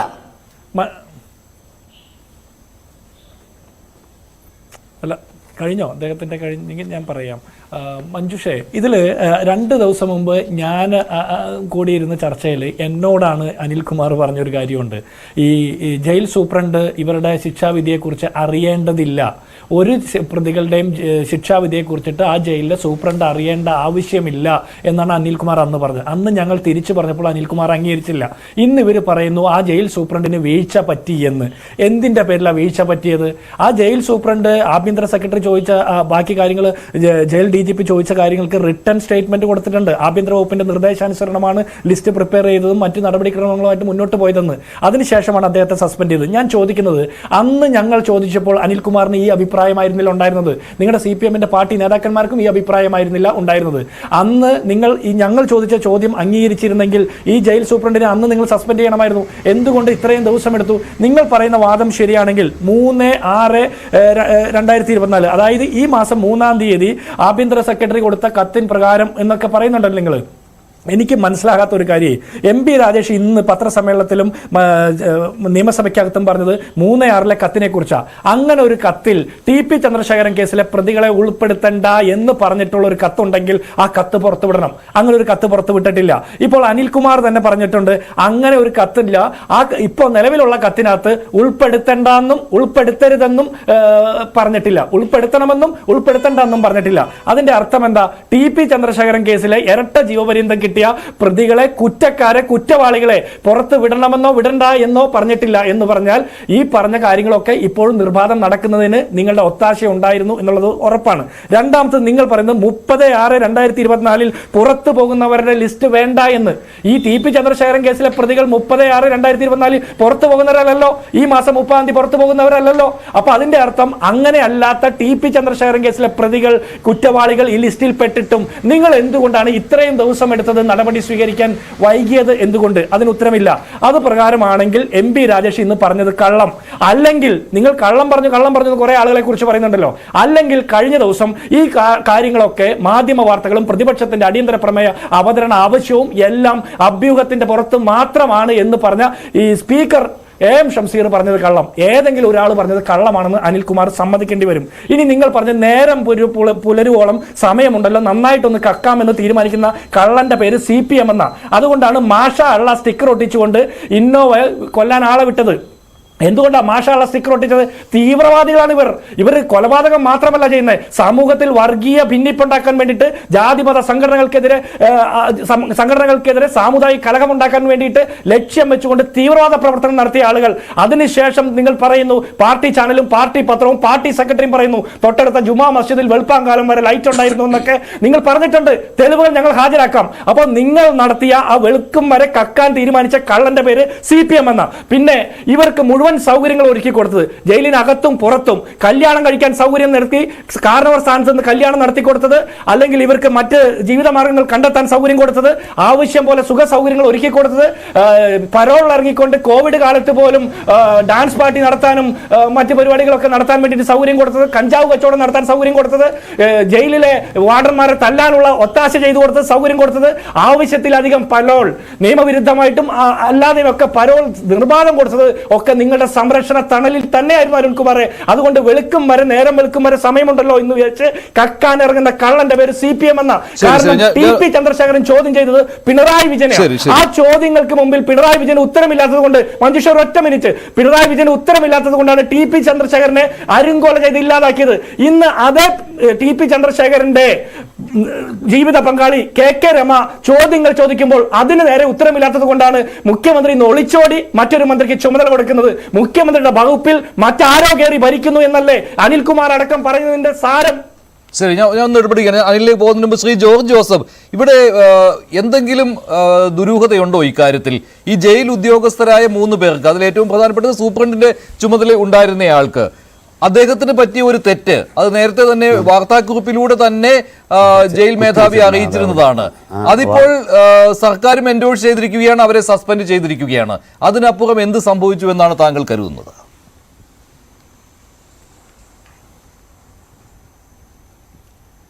അല്ല, ഇതിനകത്ത് രാഷ്ട്രീയം അവിടെ നിൽക്കട്ടെ, പക്ഷേ ഒരു ജയിൽ സൂപ്രണ്ട് ഇങ്ങനെ ഒരു ലിസ്റ്റ് തയ്യാറാക്കുന്നത് ആരുടെയെങ്കിലും ഒരു ഇൻസ്ട്രക്ഷൻ കിട്ടാതെ ചെയ്യില്ല. അല്ലെങ്കിൽ അവിടുത്തെ DGPയുടെ ഇൻസ്ട്രക്ഷൻ കിട്ടണം. അല്ലാതെ സ്വന്തമായിട്ട് അയാൾക്കൊരു തീരുമാനം ഇങ്ങനെയുള്ള കാര്യത്തിൽ എടുക്കാൻ കഴിയില്ല. അപ്പോൾ ഒരു ഇൻസ്ട്രക്ഷൻ വന്നിട്ടുണ്ട്, അയാൾ ആ ഇൻസ്ട്രക്ഷൻ അനുസരിച്ച് അയാൾ 188 പേരുടെ ലിസ്റ്റ് തയ്യാറാക്കിയതിനകത്ത് 4 പേര് ലിസ്റ്റ് കൂടെ വന്നു. ആ 4 പേര് 20 വർഷത്തെ ജീവപര്യന്തം തടവിന് കിടക്കുന്നവരാണ്. അപ്പോൾ ഇതിനകത്ത് ഒരു ചെറിയ ഡിഫക്റ്റ് ഈ ജയിലുകളിലൊക്കെ ഉണ്ട്. അത് നമ്മുടെ കാലഘട്ടത്തിൽ ഞങ്ങളത് മനസ്സിലാക്കിയിട്ടുണ്ട്. ഒരു കോടതി ശിക്ഷിച്ചു കഴിഞ്ഞാൽ ആ വാറണ്ട് അവിടെ അയച്ചു കൊടുക്കുമെന്നല്ലാതെ ഈ ജയിലിലുള്ളവർക്ക് ആർക്കും ഇതിൻ്റെ ജഡ്ജ്മെൻറ്റിൻ്റെ കോപ്പി കിട്ടാറില്ല. അതൊരു വല്ലാത്ത ഡിഫക്റ്റാണ്. കാരണം ആ ജയിലിലെ ഉദ്യോഗസ്ഥർക്ക് ഈ കോപ്പിയെ പറ്റി യാതൊരു വിവരവുമില്ല. കോടതിയിൽ നിന്ന് എത്ര വർഷം ശിക്ഷിച്ചെന്നുള്ള വാറണ്ട് വന്നത് അതനുസരിച്ച് അവരെ അയാളെ പാർപ്പിക്കുന്നതേ ഉള്ളൂ.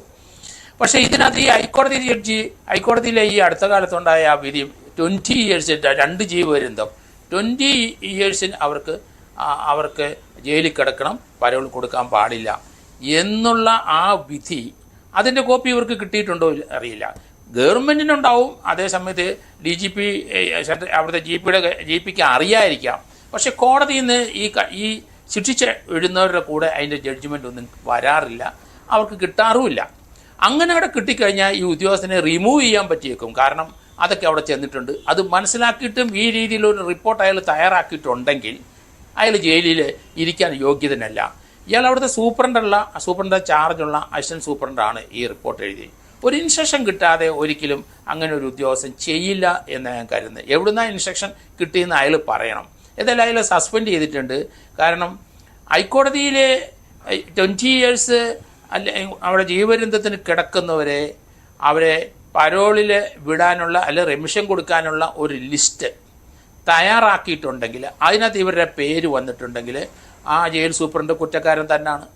അല്ല, പക്ഷേ താങ്കൾ പറഞ്ഞു ആ judgement copy of warrant police and probation report, അല്ല ഈ റിപ്പോർട്ട് ആ ജയിലിൽ ഉണ്ടാവുകയില്ല എന്ന് പറയുമ്പോൾ എങ്ങനെയാണ് കുറ്റക്കാരനാകുന്നത് സൂപ്രണ്ട്? ആ റിപ്പോർട്ടുകൾ വിളിച്ചു വരുത്തുകയാണല്ലോ അദ്ദേഹത്തിന്റെ ആദ്യ പടി. ഈ പട്ടിക അങ്ങനെയാണെങ്കിൽ സസ്പെൻഷൻ പറ്റില്ലല്ലോ. അപ്പോൾ മുകളിൽ അറിഞ്ഞിട്ടുണ്ട്. അതെ, ഞാൻ അതുകൊണ്ടാണ് അത് പറഞ്ഞത്. അപ്പോൾ അതിനകത്ത് എങ്ങനെയാണ് ഇവരുടെ പേര് ലിസ്റ്റ് വന്നതെന്ന് എനിക്ക് അതുകൊണ്ടാണ് ഞാനത് പറഞ്ഞത്. ജയിലിലെ സൂപ്രണ്ടിനും മറ്റവർക്കൊന്നും ഈ ജഡ്ജ്മെൻ്റ് കോപ്പി കിട്ടത്തില്ല, ഇപ്പോഴും ഇല്ലയെന്ന് എനിക്ക് തോന്നുന്നത്, കിട്ടാറില്ല. അപ്പോൾ അതുകൊണ്ട് അവർ അനുഭവിക്കട്ടെ. അവർ സ്വയമായിട്ട് അവർ ഇങ്ങനെ ഒരു ലിസ്റ്റ് തയ്യാറാക്കിയതാണോ, മേളിൽ നിന്ന് എവിടെയെങ്കിലും ഒരു ലിസ്റ്റ് എൻക്വയറിയിൽ അവർ പറഞ്ഞല്ലേ പറ്റുള്ളൂ. അല്ലെങ്കിൽ അവരെ സർവീസിൽ നിന്ന് റിമൂവ് ചെയ്ത് വിടണ്ടേ? ഇത്രയും വൈറ്റലായ ഹൈക്കോടതിയുടെ ഡിവിഷൻ ബെഞ്ചിൻ്റെ ഒരു ജഡ്ജ്മെൻ്റ് അനുസരിക്കാൻ ബാധ്യസ്ഥയായ ആ വ്യക്തി അതിന് വിരുദ്ധമായി ആ 4 പേരുടെ പേര് എഴുതി ചേർത്തിട്ടുണ്ട്. അയാൾ അനുഭവിക്കണമെന്ന് ഞാൻ പറഞ്ഞത്. രാഷ്ട്രീയ തീരുമാനം എന്തോ ആയിക്കോട്ടെ, അവർ ഇങ്ങനെയുള്ള തീരുമാനം എടുപ്പിക്കുന്ന ഉദ്യോഗസ്ഥന്മാരെ അവന് അനുഭവിച്ചല്ലേ പറ്റുള്ളൂ.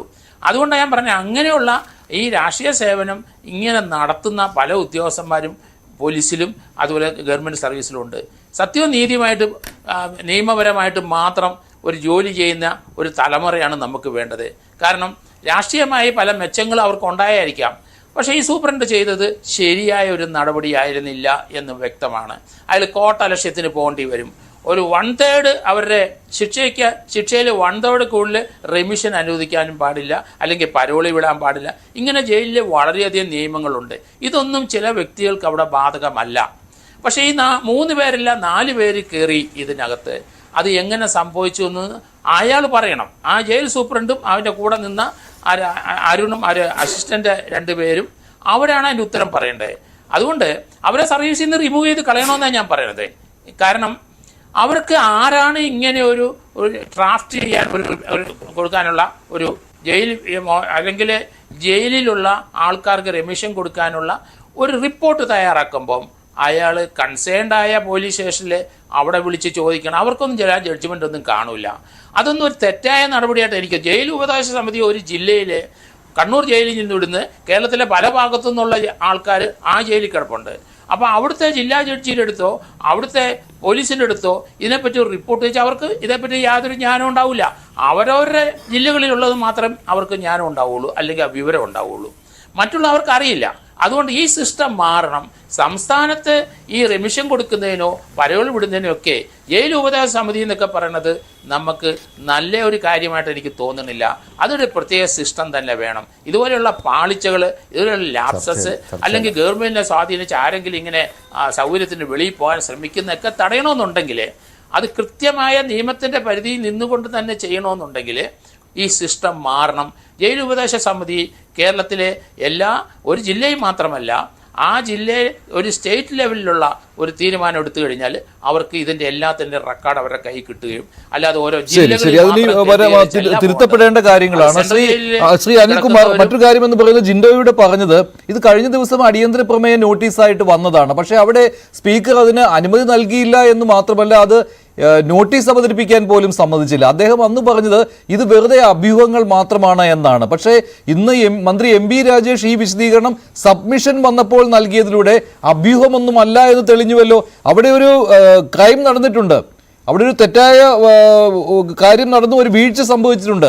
അതുകൊണ്ടാണല്ലോ കണ്ണൂരിലെ ജയിലിലെ 3 ഉദ്യോഗസ്ഥർക്കെതിരെ നടപടിയെടുക്കേണ്ടി വന്നത്. അപ്പോൾ അത് അഭ്യൂഹമായിരുന്നില്ല. അപ്പോൾ സ്പീക്കർ തെറ്റിദ്ധരിപ്പിക്കുകയാണ് ഉണ്ടായത്. അന്ന് മുഖ്യമന്ത്രിയുടെ മറുപടിയായിരുന്നു ആവശ്യപ്പെട്ടത്. സ്വാഭാവികമായും അടിയന്തര പ്രമേയ നോട്ടീസ് അവതരിപ്പിച്ചു കഴിഞ്ഞാൽ അവിടെ വകുപ്പിന്റെ ചുമതലയുള്ള മുഖ്യമന്ത്രിക്ക് മറുപടി നൽകേണ്ടി വരുമായിരുന്നു. പക്ഷേ അന്ന് മുഖ്യമന്ത്രിക്ക് മറുപടി നൽകേണ്ടി വന്നില്ല. അങ്ങനെ അക്കാര്യം ഒഴിവായി. സബ്മിഷൻ വന്നപ്പോൾ മുഖ്യമന്ത്രി സഭയിൽ ഉണ്ടായിരുന്നില്ല. പകരം MP രാജേഷിനെ ആ ചുമതല ഏൽപ്പിച്ചു. അദ്ദേഹം അതിന് മറുപടി നൽകുകയും ഉണ്ടായി. സബ്മിഷൻ വരുമ്പോൾ എതിരായിട്ട് ചോദ്യങ്ങൾ ഉണ്ടാവുകയില്ല. പ്രതിപക്ഷ നേതാവിന് എണീറ്റ് നിന്ന് പറയാം, അദ്ദേഹം അത് പറയുകയും ചെയ്തു. അതല്ലാതെ മറ്റു കാര്യങ്ങൾ കൂടുതൽ വിശദീകരിക്കുവാനുള്ള സമയം കിട്ടുകയില്ല. അപ്പോൾ സൗകര്യപൂർവ്വം അതിൽ നിന്ന് ഒഴിവായി. ആ ചോദ്യങ്ങൾ ഇപ്പോഴും ചോദിച്ചുകൊണ്ടേയിരിക്കുകയാണ്. രാജേഷ് പറഞ്ഞതിൽ ഒരുപാട് സംശയങ്ങളുണ്ട്, അതൊക്കെയാണ് നമ്മളിവിടെ ഉന്നയിക്കുകയും ചെയ്തത്. എന്തിനാണ് ഈ ഒളിച്ചോട്ടം? അതിനകത്ത് കാര്യങ്ങൾ കൃത്യമായിട്ട് മുഖ്യമന്ത്രിക്ക് വിശദീകരിക്കാമല്ലോ. എന്താണ് കെ രമയോട് മുഖത്തോട് മുഖം നോക്കി ഇക്കാര്യങ്ങൾക്ക് മറുപടി പറയാൻ മുഖ്യമന്ത്രിക്ക് പറ്റില്ലേ?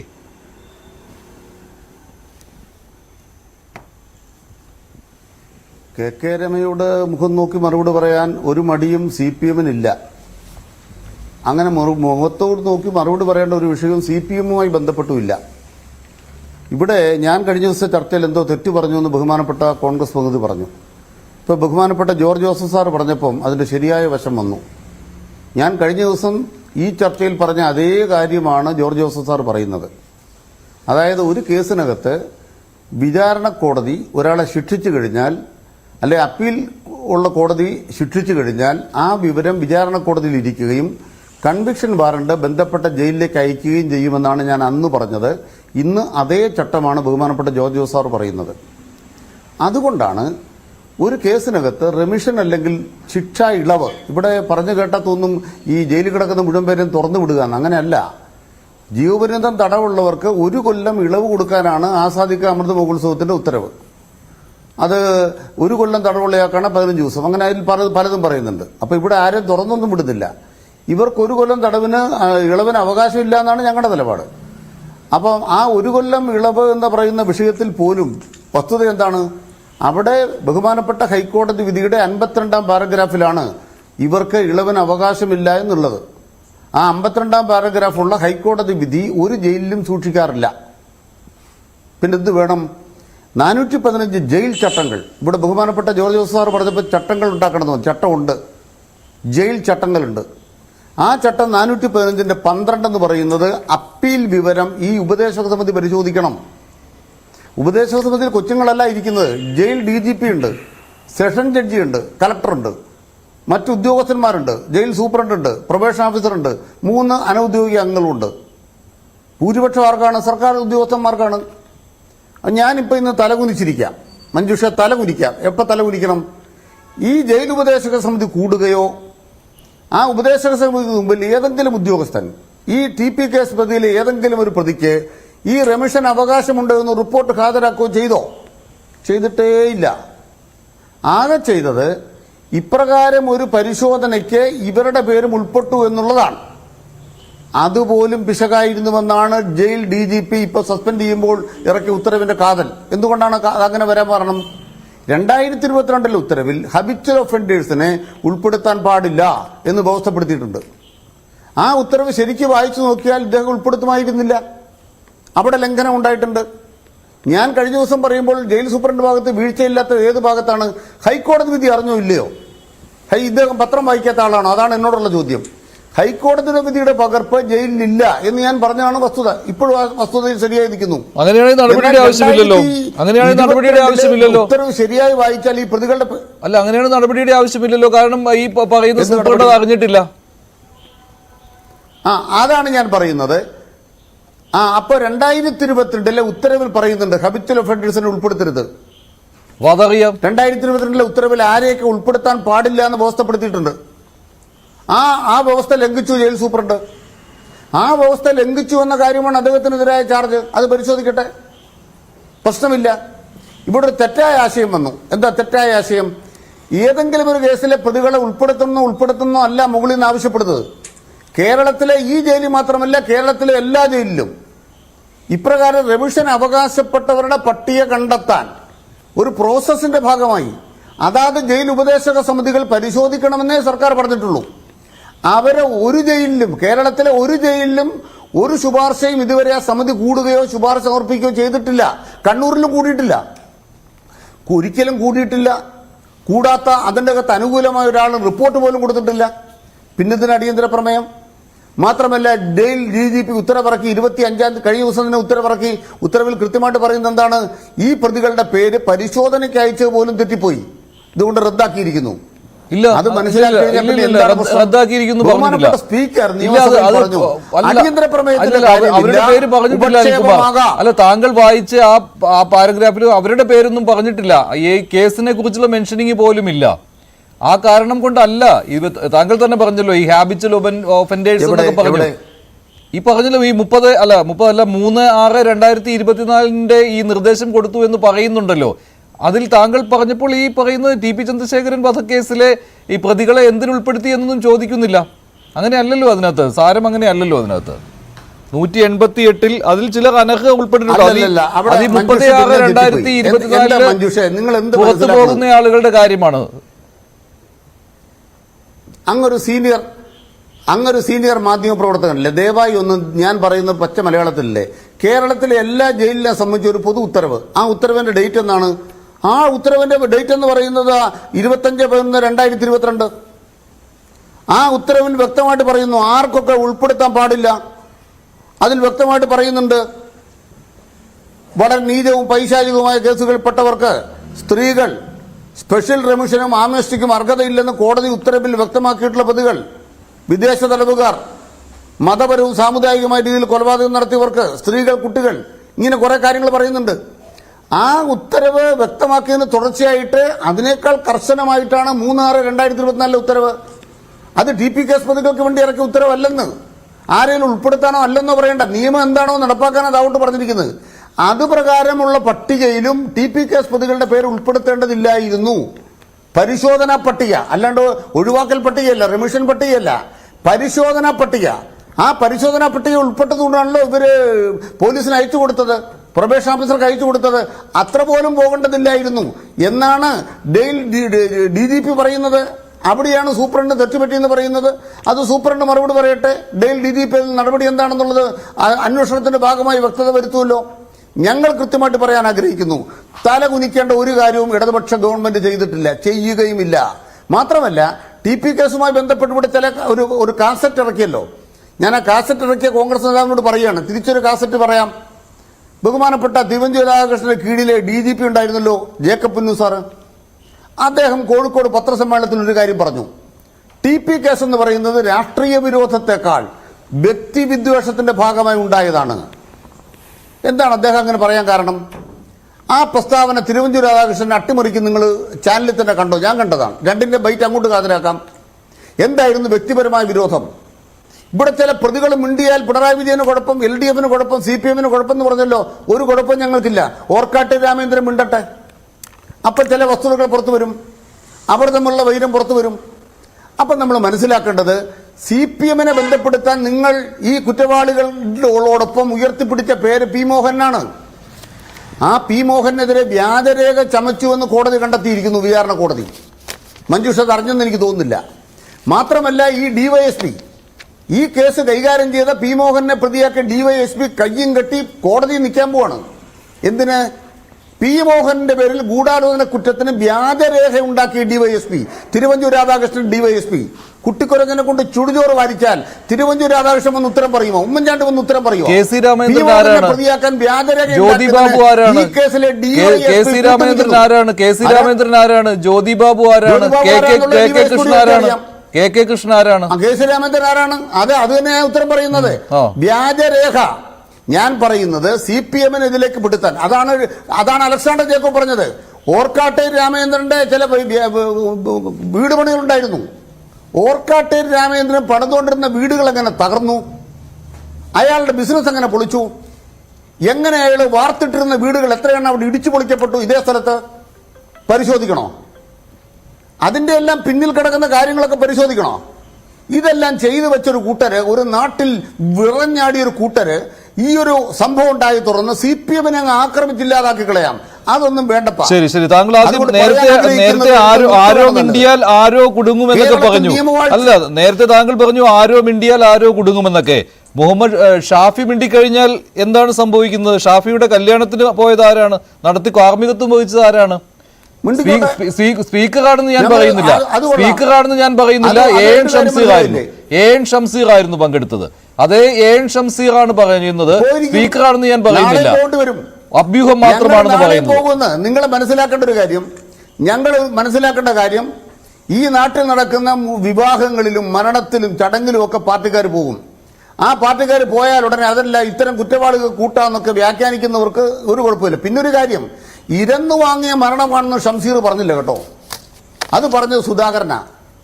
ഇരന്നു വാങ്ങിയ മരണം, ധീരജനെ കൊന്നിട്ട് ഇരന്നു വാങ്ങിയ മരണമാണെന്ന് KPC പ്രസിഡന്റാണ് പറഞ്ഞത്. ആ KPC പ്രസിഡന്റ് അയച്ച ഒരാളാണ് ഇവിടുന്ന് ഈ വാതകെല്ലാം അടിക്കുന്നത് സമാധാനത്തിന് വേണ്ടി, സമാധാനത്തിന്റെ വെള്ളരിപ്രാവ്. അതുകൊണ്ട് പറയാൻ ആഗ്രഹിക്കുന്നത്, ഞങ്ങൾ TP കേസ് എന്ന് പറഞ്ഞാൽ ചുരുങ്ങാനല്ല പോണത്. നമുക്ക് ചർച്ച ചെയ്ത് കളയാം. ഓർക്കാട്ടെ രാമേന്ദ്രനും ഈ പറയുന്ന ആളുകളും തമ്മിലുള്ള തർക്കം നമുക്ക് ചർച്ച ചെയ്ത് കളയാം. അവിടെ തകർന്ന വീടുകളുടെ എണ്ണം നമുക്ക് എടുക്കാം. വീട് തകർത്ത വഴികൾ എങ്ങനെ നമുക്ക് തപ്പിയെടുക്കാം. അവരുടെ വൈര്യമാണ് എന്നുള്ളത് അലക്സാണ്ടർ ജേക്കബ് അന്നേ പറഞ്ഞതാ.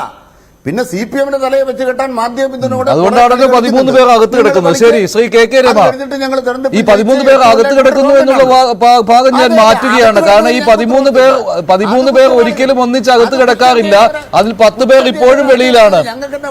ആ 10 പേർ ഇപ്പോഴും വെളിയിലാണ്, ഒരുമിച്ച് വെളിയിലേക്ക് ഇറങ്ങുകയാണ്. അല്ലല്ല, പെരുമാറ്റച്ചട്ടം തീർന്നത് എന്നാണോ അതിന്റെ തൊട്ടടുത്ത ദിവസം തന്നെ ഒന്നിച്ച് പരോൾ അനുവദിക്കുകയാണ്. എന്നിട്ടാണ് താങ്കൾ പറയുന്നത് സർക്കാർ ഒരു തരത്തിലും ഇതിൽ ഇടപെടുന്നില്ല എന്ന്. അവിടെയാണ് ഞാൻ പറഞ്ഞത്, നിങ്ങൾക്കൊപ്പം പാർട്ടിയുണ്ട്, പേടിക്കേണ്ട എന്ന സന്ദേശം നൽകുകയാണ്. അത് സ്പീക്കർ എന്നല്ല ഞാൻ പറയുന്നത്.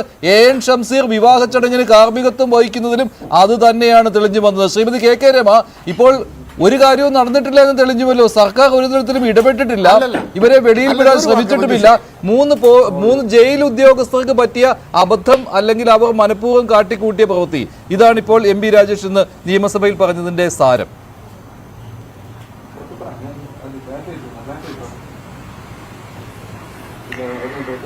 മഞ്ജുഷേ, ഇതുപോലെയുള്ള വാദങ്ങളല്ലാതെ ഈ സർക്കാരിന്റെ ഭാഗത്ത് നാം എന്താണ് പ്രതീക്ഷിക്കുന്നത്?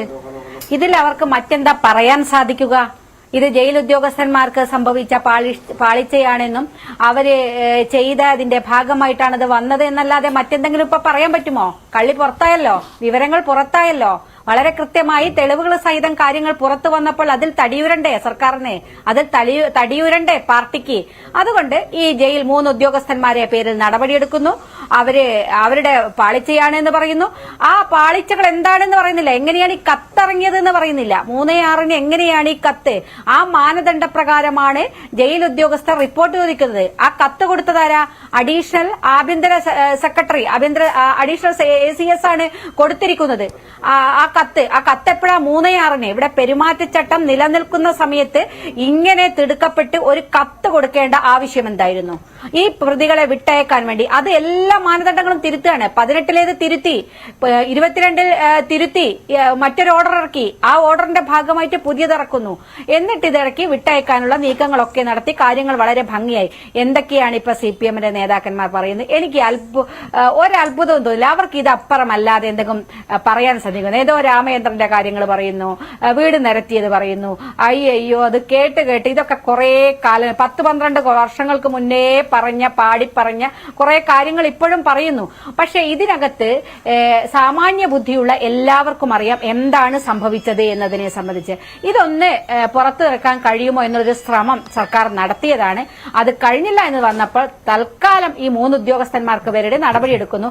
ഇനി നാളെ ഒരുപക്ഷെ ഞങ്ങളുടെ പേരിൽ നിന്ന് മൊഴിയെടുത്ത ഉദ്യോഗസ്ഥന്മാരുടെ നേരെയും ഒരുപക്ഷെ അവർക്ക് നേരെയും ചില നടപടികൾ വരാനൊക്കെ സാധ്യതയുണ്ടാവും. കാരണം വെച്ചാൽ എങ്ങനെയാണ് നിങ്ങൾ ഇന്നലെയും വിളിക്കുക എന്ന ചോദ്യമൊക്കെ. അവർ വിളിച്ചത് എങ്ങനെയാ? അവർ മേലുദ്യോഗസ്ഥന്മാർ പറഞ്ഞ കാര്യം നടപ്പാക്കിയതാണ്. 22-ാം തീയതി എന്താ സർക്കാർ സഭയിൽ പറഞ്ഞത്? അങ്ങനെയൊരു നീക്കം സർക്കാരിന്റെ ഭാഗത്തുനിന്നുണ്ടാവില്ല. ജയിൽ മേധാവി എന്താ പ്രസ് റിലീസ് ഇറക്കിയത്? ഇത് ഉദ്യോഗസ്ഥന്മാർക്ക് സംഭവിച്ചതാണ്, അങ്ങനെ ഒരു നീക്കമേ നടന്നിട്ടില്ല. എന്നിട്ട് അന്ന് വൈകുന്നേരം 22-ാം തീയതി അത് ഉച്ചയ്ക്ക് പ്രസ് റിലീസ് വന്നു. വൈകുന്നേരം വീണ്ടും പോലീസ് ഉദ്യോഗസ്ഥന്മാർ വന്ന് മൊഴിയെടുക്കുക. അത് കഴിഞ്ഞു. വീണ്ടും ഇന്നലെയാണ് നമ്മൾ അറിയുന്നത് മറ്റൊരാൾ കൂടി ഗൂഢാലോചന കേസിൽ 11-ാം പ്രതിയായിരുന്ന, അന്നത്തെ കടുങ്ങാമ്പയിൽ ബ്രാഞ്ച് സെക്രട്ടറി ആയിരുന്ന, ഈ ഗൂഢാലോചനയിൽ പ്രധാന കക്ഷിയായിരുന്ന മനോജ് എന്ന് പറയുന്ന ട്രൗസർ മനോജ്, ഇതില് ജ്യോതിബാബുവിനെയും രാമചന്ദ്രനെയും ഒക്കെ കുഞ്ഞനന്തന്റെ വീട്ടിലെത്തിച്ച് ആലോചന നടത്തിയതിൽ പ്രധാനപ്പെട്ട പാർട്ടി നേതാവ്, CPM-ന്റെ പ്രധാന നേതാവ്, മറ്റു 3 പേരും കൊലയാളി സംഘാംഗങ്ങളായിരുന്നു, ക്രിമിനൽ സംഘാംഗങ്ങളായിരുന്നു 3 പേർ. ഇതിൽ പാർട്ടിക്കാരുടെ ഒരാളെയും കൂടി തിരികെ കയറ്റി എന്നുള്ളത് ഇന്നലെ വൈകുന്നേരം മൊഴിയെടുക്കുമ്പോഴാണ് നമ്മൾ അറിയുന്നത്. നമുക്ക് എവിടുന്ന വെളിപാടുണ്ടാവുകയാണ്? ഇത്രയും ആളുകളൊക്കെ ഇതിനകത്ത് ഇങ്ങനെയൊക്കെ ചില നീക്കങ്ങൾ നടക്കുന്നുണ്ട്. നമ്മളെ കയ്യിൽ ഈ രേഖ കിട്ടുമ്പോൾ, ഈ കാര്യങ്ങൾ മാധ്യമങ്ങൾ പുറത്തു വരുമ്പോൾ ആണല്ലോ ഈ കാര്യങ്ങൾ നമ്മളൊക്കെ മനസ്സിലാക്കുന്നത്. അതിന്റെ ഭാഗമായിട്ടാണല്ലോ പ്രതികരിക്കുന്നത്. അതിന്റെ ഭാഗമായിട്ട് ഗവർണറെ കണ്ടു, കാര്യങ്ങൾ പറഞ്ഞു. ഗവർണർക്ക് ഉൾപ്പെടെ പരാതി കൊടുത്തിട്ടുണ്ട്. ഇത് അനിൽകുമാർ ഇവിടെ പറഞ്ഞ കാര്യം എന്ന് പറയുന്നത് 3/6/2024 താങ്കൾ ഈ പറഞ്ഞ പോലെ ഈ അഡീഷണൽ ചീഫ് സെക്രട്ടറി, ആഭ്യന്തര അഡീഷണൽ ചീഫ് സെക്രട്ടറി ഇങ്ങനെ ഒരു നിർദ്ദേശം ജയിൽ മേധാവിക്ക് കൊടുത്തപ്പോൾ ജയിൽ മേധാവി അത് സൂപ്രണ്ടിന് നൽകിയപ്പോൾ ആരെയെങ്കിലും ഉൾപ്പെടുത്തണമെന്നോ ആരെയെങ്കിലും ഒഴിവാക്കണമെന്നോ എന്ന് പറഞ്ഞിട്ടില്ല എന്നാണ്. ഈ 3/6/2024 ഈ കത്ത് അത് ആരെങ്കിലും കണ്ടിട്ടുണ്ടോ? അങ്ങനെ ഒരു കാര്യം മന്ത്രി എം ബി രാജേഷ് നിയമസഭയിൽ പറഞ്ഞപ്പോൾ അതിന്റെ കോപ്പി നിങ്ങൾക്ക് തന്നിട്ടുണ്ടോ? വെളിയിൽ കിട്ടിയിട്ടില്ല, അതുകൊണ്ടാണ് ചോദിച്ചത്.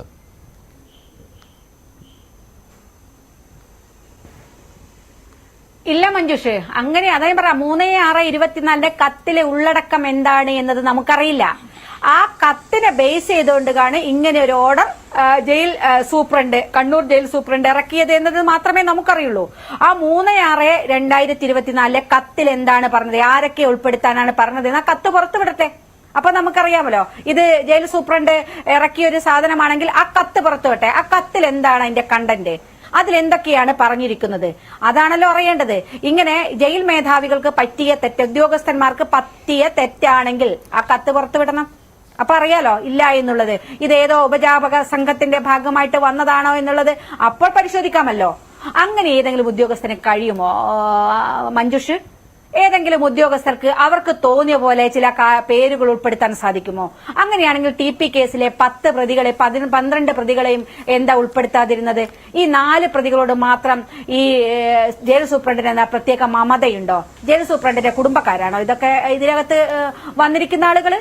അപ്പൊ ഇതൊക്കെ ഓരോ വാദഗതികൾ ഈ സർക്കാർ അല്ലെങ്കിൽ ഈ പാർട്ടിക്കാർ പറയുകയാണല്ലോ. കാരണം അവരുടെ കള്ളി പുറത്തായി, അവർ കളിച്ച നാടകം, അവർ കളിച്ച ഈ പ്രതികൾക്ക് വേണ്ടി അവർ നടത്തിയ ശ്രമങ്ങൾ പുറത്തായപ്പോൾ അതിൽ നിന്ന് തടിയൂരാൻ ചില നീക്കങ്ങൾ നടത്തുകയാണ്. അനിൽകുമാറിന് എന്തോ വിവരം കിട്ടിയിട്ടുണ്ട്, അനിൽകുമാറിന് പുതിയ എന്തോ വിവരം കിട്ടിയിട്ടുണ്ട്, അദ്ദേഹം അത് പറയും. അനിൽ എന്താണ്?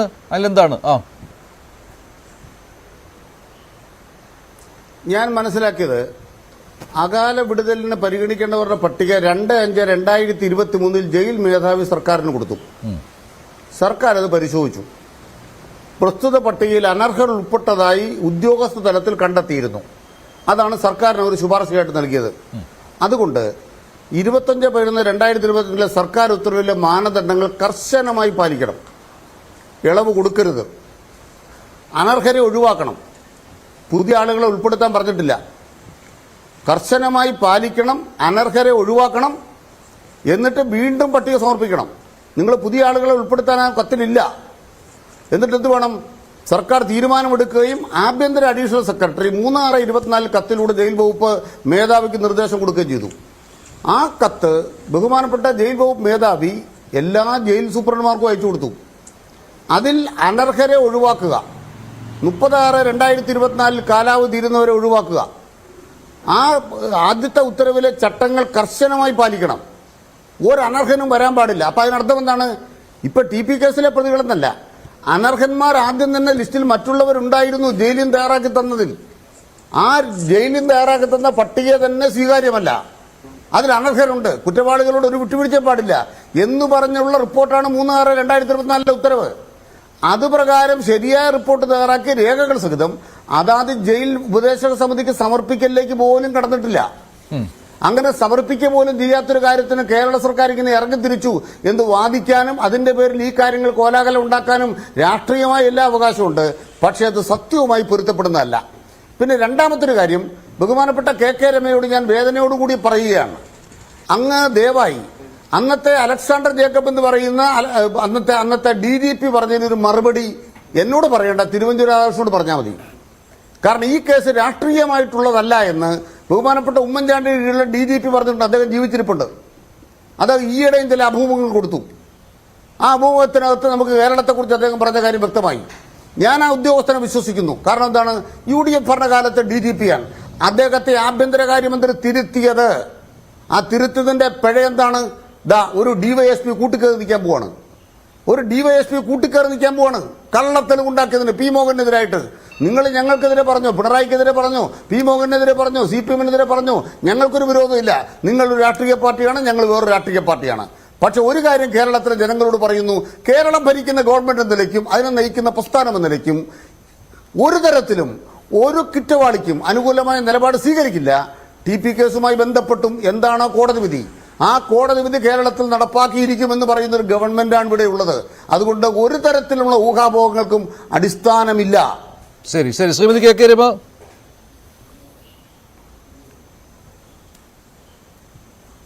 അല്ല, ബഹുമാനപ്പെട്ട സഖാവ് അനിൽകുമാർ കുറച്ച് കാര്യങ്ങൾ ഇവിടെ പറഞ്ഞു. അദ്ദേഹം മുൻ DGPയുടെ കാര്യം പറഞ്ഞു, അലക്സാണ്ടർ ജേക്കബ്. ഇതിനകത്ത് മുൻ DGP അലക്സാണ്ടർ ജേക്കബിന്റെ വാക്കുകളാണോ ബഹുമാനപ്പെട്ട കോടതിയുടെ പരാമർശങ്ങളാണോ ഇവിടുത്തെ സഖാക്കന്മാരും ബഹുമാനപ്പെട്ട അനിൽകുമാറും ഒക്കെ വിശ്വസിക്കുന്നതെന്ന് അറിഞ്ഞാൽ കൊള്ളാം. ഞാൻ വിശ്വസിക്കുന്നത് ഇവിടുത്തെ കോടതികളെയാണ്.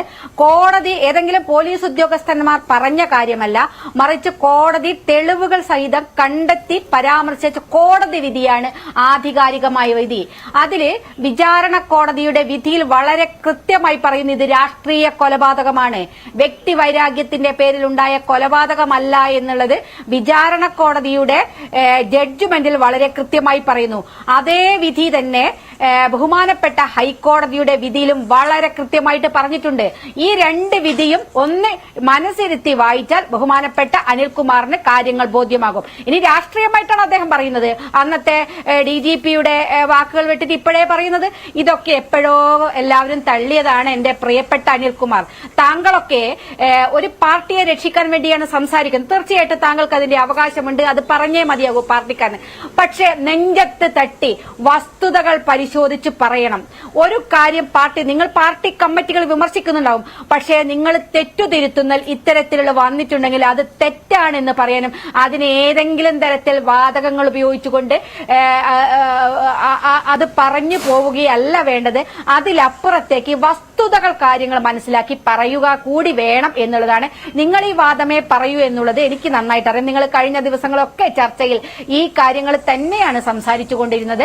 ഞാൻ അതുകൊണ്ടാണ് വളരെ ബഹുമാനത്തോടുകൂടി അങ്ങയോട് അഭ്യർത്ഥിക്കുന്നത്, താങ്കൾ ഈ കോടതി വിധി കൂടി വായിക്കണം. ഇവിടുത്തെ അതിനുശേഷം നടന്ന മുഴുവൻ കാര്യങ്ങളൊന്ന് പരിശോധിക്കും. എനിക്ക് അതിനകത്ത് മറുത്തൊന്നും പറയാനില്ല. കാരണം ഇവിടുത്തെ ജനങ്ങൾക്കും ഞങ്ങൾക്കും വളരെ കൃത്യമായി സത്യസന്ധമായി ചന്ദ്രശേഖരനെ എന്തിനാണ് കൊന്നത് എന്നറിയാം, എന്തായിരുന്നു അവിടെ ഉണ്ടായിരുന്ന പ്രശ്നങ്ങൾ എന്നറിയാം. ഇപ്പോഴും നിങ്ങൾ ഈ കൊലയാളികളെ രക്ഷിക്കാൻ ശ്രമിക്കുന്നത് എന്തിനു വേണ്ടിയാണ് എന്നുള്ളതറിയാം. ബഹുമാനപ്പെട്ട ഹൈക്കോടതി ശിക്ഷിച്ച ജ്യോതിബാബുവിനെ പോലും ഇപ്പോൾ ജയിലിലേക്ക് പോകാതെ സുരക്ഷിതമായി മറ്റൊരു കേന്ദ്രത്തിൽ കൊണ്ടുപോയി ചികിത്സിപ്പിക്കാൻ നിങ്ങൾക്ക് സാധിക്കുന്നുണ്ടെങ്കിൽ ഈ പ്രതികൾ നിങ്ങളിൽ എത്രമാത്രം സ്വാധീനമുണ്ടെന്നും അവർക്ക് നിങ്ങൾ എത്രമാത്രം ഭയക്കുന്നുണ്ട് എന്നുള്ളതിന് തെളിവാണ്. മറ്റൊരു പ്രതികൾക്കും കിട്ടാത്ത രൂപത്തിൽ വഴിവിട്ട പരോളുകളും ആനുകൂല്യങ്ങളും ഒക്കെ TP കേസിലെ പ്രതികൾക്ക് മാത്രം ലഭിച്ചുകൊണ്ടിരിക്കുമ്പോൾ ഈ പ്രതികളെ നിങ്ങൾ എത്രമാത്രം ഭയക്കുന്നുണ്ടെന്നും അവർക്ക് വേണ്ടി എന്തെല്ലാം കാര്യങ്ങൾ ചെയ്യുന്നുണ്ട് എന്നതും വളരെ വ്യക്തമാണ്. ഇപ്പോഴും നിങ്ങൾ അതാണ് ചെയ്തുകൊണ്ടിരിക്കുന്നത്. ഇനി പറയുന്നു, ഇത് സർക്കാർ 3/6 നേരത്തെ പറഞ്ഞത് മാനദണ്ഡ പ്രകാരം അനർഹരെ ഒഴിവാക്കണം എന്നാണ് ലിസ്റ്റിലുള്ളത് എന്നാണ് ബഹുമാനപ്പെട്ട അനിൽകുമാർ പറഞ്ഞത്. എന്റെ പ്രിയപ്പെട്ട അനിൽകുമാർ, താങ്കളോട് ഞാൻ പറയുന്നു, തീർച്ചയായിട്ടും അത് തന്നെയാണ് ഈ ഓർഡറിലുമുള്ളത്. സൂചനയിലെ ബഹുമാനപ്പെട്ട സർക്കാർ ഉത്തരവിൽ പരാമർശിക്കുന്ന മാനദണ്ഡ പ്രകാരം തടവുകാർക്ക് സ്പെഷ്യൽ റെമിഷൻ അനുവദിക്കുന്നതിനായി പ്രസ്തുത തടവുകാരെ പോലീസ് റിപ്പോർട്ട്, പ്രൊബേഷൻ റിപ്പോർട്ടുകൾ സഹിതം ഫയലുകൾ സർക്കാരിലേക്ക് സമർപ്പിക്കുന്നതിനായി നിർദ്ദേശിച്ചിരിക്കുകയാണ്. മാനദണ്ഡപ്രകാരമുള്ള റിപ്പോർട്ടുകൾ സമർപ്പിക്കുന്നതിന് തന്നെയാണ് ഇപ്പോഴും ഇത് പുറത്തിറക്കുന്നത്. ആ മാനദണ്ഡപ്രകാരം ആണ് എന്ന് പറഞ്ഞുകൊണ്ടാണ് ഈ കേസിലെ 4 പ്രതികളെ ഇപ്പോൾ ഉൾപ്പെടുത്തിയിരിക്കുന്നത്. മുഴുവൻ പ്രതികളെയും ഇല്ല, 4 പ്രതികളെ മാത്രമേയുള്ളൂ. ഈ അർഹരെയും അനർഹരെയും ഒക്കെ ഏതിന്റെ ബേസ് ചെയ്തുകൊണ്ടാണ് തീരുമാനിക്കുന്നത്? എന്താണ് അതിന്റെ തീരുമാനത്തിന്റെ മാനദണ്ഡം? അപ്പൊ ഇതൊക്കെ വളരെ കൃത്യമായിട്ട് ഇതിനകത്തുണ്ട്, പൊതുസമൂഹത്തിലുണ്ട്. ഞങ്ങൾ ഇത് രേഖകൾ വെച്ചിട്ടാണ് സംസാരിക്കുന്നത്. ഞങ്ങൾക്ക് കിട്ടിയ ഈ രേഖയും ഞങ്ങളോട് പോലീസ് ഉദ്യോഗസ്ഥന്മാർ എടുത്ത മൊഴിയുടെയും അതിന്റെയൊക്കെ ഭാഗമായിട്ട് ആ വസ്തുതകളുടെ ബേസ് ചെയ്തുകൊണ്ടാണ് ഇത്തരത്തിലൊരു ജയിലിൽ നിന്നൊക്കെ കിട്ടിയ റിപ്പോർട്ടിന്റെ അടിസ്ഥാനത്തിൽ തന്നെയാണ്, പരോളിന്റെ ഒക്കെ റിപ്പോർട്ടിന്റെ അടിസ്ഥാനത്തിൽ ഏതെങ്കിലും അഭ്യൂഹങ്ങളുടെ ഊഹാപോഹങ്ങളുടെ ഭാഗമായിട്ട് പറയുന്നതല്ല പ്രിയപ്പെട്ട അനിൽകുമാർ. ശരി അനിൽ, ഒന്ന്, കുറ്റം ചെയ്ത് കോടതി കണ്ടെത്തിയ ഒരാളുടെ പേരിൽ ഒരു ന്യായത്തിനും ഞങ്ങൾ വന്നിട്ടില്ല, ന്യായീകരിക്കാൻ ശ്രമിച്ചിട്ടുമില്ല. രണ്ടാമത്തെ കാര്യം, നിയമവിരുദ്ധമായി അവർക്കൊരു സഹായവും ഞങ്ങൾ ചെയ്യുന്നില്ല, ചെയ്യാൻ ഉദ്ദേശിക്കുന്നുമില്ല. മൂന്നാമത്തെ കാര്യം, അന്നത്തെ DGP ഇത് രാഷ്ട്രീയ വിരോധം കൊണ്ടല്ല എന്നും വ്യക്തിവിരോധം കൊണ്ടാണ് എന്നും പറഞ്ഞു എന്നൊരു വസ്തുത ഇവിടെ കിടക്കുന്നു. ആ വസ്തുതയിൽ ഞങ്ങൾ കണ്ടെത്തിയ കാര്യം എന്താണ്? P. മോഹനിലേക്ക് നിങ്ങൾ എത്തിക്കാൻ നോക്കി. എത്തിക്കാൻ വേണ്ടി തെളിവൊന്നും കിട്ടിയില്ല. അപ്പോൾ DYSP വ്യാജരേഖ ഉണ്ടാക്കി.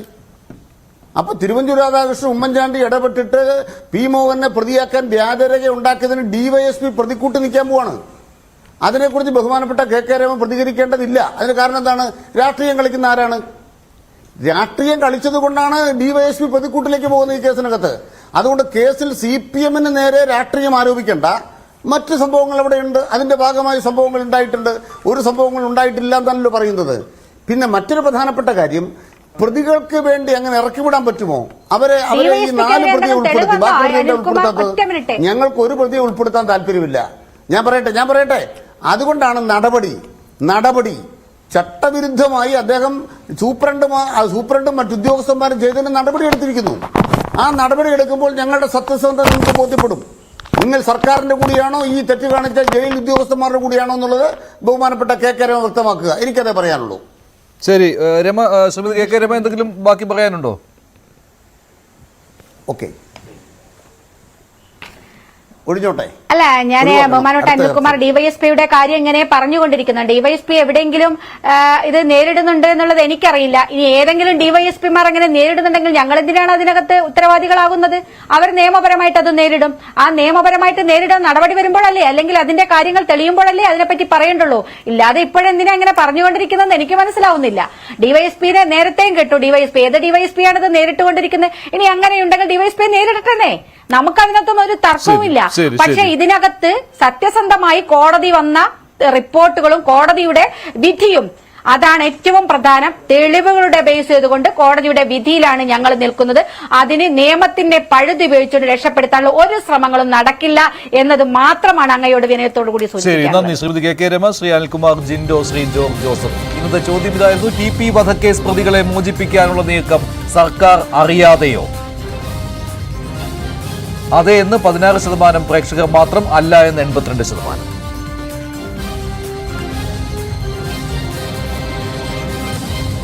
വേണ്ടി അവസാനിക്കുന്നു. നന്ദി, നമസ്കാരം.